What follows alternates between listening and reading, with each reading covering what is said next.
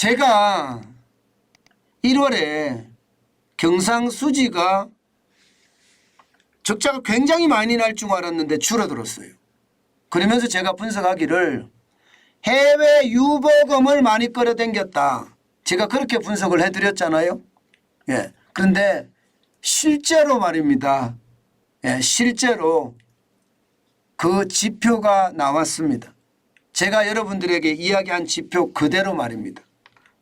제가 분석을 하는 걸 보면 예, 이게 뭔가 있다. 제가 그렇게 말씀드리면서 해외에 유보한 세금, 유보금, 기업들의 이익금들을 예, 세금 면제해 줄 테니까 가지고 와라 해서 가지고 온 거다. 그렇게 설명을 드렸는데 사실이었다는 뜻입니다. 여러분 이거 한번 보세요. 1월에 해외 유보소득 감소액입니다. 감소액이니까 이게 마이너스겠죠. 그죠? 마이너스 10억 6,720만 달러입니다. 마이너스 10억 6,720만 달러가 됐다는 이야기죠. 야, 이게 마이너스가 난다는 것을 보면 말입니다. 예, 해외에서도 심상치 않다는 이야기인데 해외 유보소득이 감소한 것은 해외에서 심상치 않은 것이 아니라 사실은 예, 이 돈을 국내로 보냈다는 뜻이 되는 거예요. 실제로 보실래요? 한 번도 해외 유보소득이 줄어드는 적은 없습니다. 계속 늘어납니다. 월별로 보면 말입니다. 적게는 10억 달러 선에서 많게는 15억 달러가 넘게 계속 이익을 벌어요. 그리고 계속 쌓아놓습니다. 계속 쌓아놓습니다. 그러니까 그 금액이 굉장히 많습니다. 여러분도 알다시피 삼성전자만 하더라도 해외 공장들이 많잖아요. 그러면 해외 법인을 세웠을 거고 그 해외 법인의 이익금을 국내로 들여오지 않고 거기다 쌓아두는 거예요. 예. 왜냐하면 말입니다. 예. 이게 거기 미국의 공장에서 이익을 냈으면 세금을 거기서 이미 냈거든요. 이거 국내로 들어오면 말입니다. 또 세금을 냅니다. 예. 법인세를 또 냅니다. 그런데 이거 내지 말자. 이거 내지 않게 하겠다. 그래서 이 세금이 이 금액이 굉장히 많이 들어왔습니다.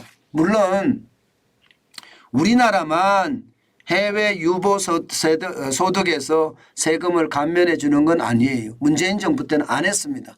윤석열 정부 들어와서 올 1월부터 시행이 된 거예요. 올 1월부터. 그렇기 때문에 이게 유보소득이 굉장히 많이 왔고요.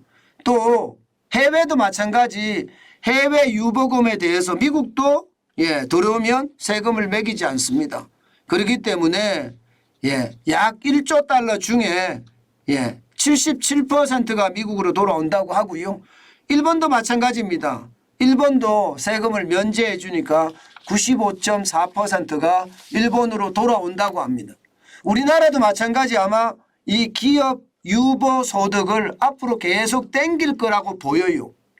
급하거든요. 실제로 급하거든요. 실제로 굉장히 급합니다. 왜 급하냐? 여러분도 알다시피 급할 수밖에 없는 게 말입니다. 지금 무역수지가 장난 아닙니다. 무역수지가 마이너스예요. 2022년 전체만 하더라도 474억 6,700만 달러의 마이너스고요. 올해 들어서도요. 3월 20일까지 벌써 작년의 절반을 넘어섰습니다. 242억 7,900만 달러로 작년의 절반을 넘어섰어요. 이렇게 되면 달러가 국내에 들어오는 양이 줄잖아요. 달러가 국내에 들어오는 양이 줄으면 여러분 어떻게 될까요? 아무래도 환율의 불안정성 더 커질 수밖에 없죠. 실제 원달러 환율을 보면 말입니다. 굉장히 차이가 많이 납니다. 원달러 환율을 보면. 보시는 것처럼 충격적이에요. 1,300원대에 계속 움직이고 있고요. 3월 24일 날 1294.3원으로 마감했지만 NDF 시장, 뉴욕 차액 선물한 거래 시장에서는 이미 1,300원이 넘어섰습니다. 또. 지금 사실 환율에 대한 불안감이 큰 거예요. 여러분도 알다시피 이게 굉장히 불안한 거는요. 환율이 1,300원 넘어간다 이러면 심리적으로 굉장히 불안해집니다. 이 경제가 심리라고 이야기하는데 심리가 무너지면 당장 말입니다. 돈을 안 씁니다. 소비가 무너진다는 뜻이에요. 그만큼 말입니다. 환율이 1,300원에서 1,400원까지 자꾸 오르락 내리락 하는 것은요. 그만큼 불안감이 더 커진다. 이렇게 생각할 수가 있는 거고요. 그러다 보니까 정부는 어쩔 수 없이 말입니다. 해외 유보 소득을 계속 들여와야 될 수밖에 없을 겁니다. 2021년 기준으로 해외 자회사 보유 잉여금이 902억 달러 정도 된다고 하거든요. 그런데 2022년 기준으로 보면 1,000억 달러가 넘어섰습니다. 1,000억 달러가. 아마도 넘어섰을 거라고 추정하고 있습니다. 그렇다면 여러분 지금 정부 입장에서는 이게 위기에 대한 심리를 가라앉히고 환율에 대한 안정이나 또 외환에 대한 안정을 꾀하기 위해서 저는 기업들이 가지고 있는 해외 유보 소득 당연히 들여올 것이라고 생각을 합니다. 그만큼 저는 그 어느 때보다 지금 위기의 심리를 막기 위해서도 가지고 들어올 거고요. 환율의 안정성을 위해서도 가지고 들어올 거다. 이렇게 생각합니다. 사실 문재인 정부 때 이야기가 참 많이 나왔었습니다. 제가 여러분들에게도 말씀을 많이 드리고요. 그런데 그때는 적폐 세력이라고 이야기하면서 세금을 안 깎아주니까 안 갖고 들어왔거든요.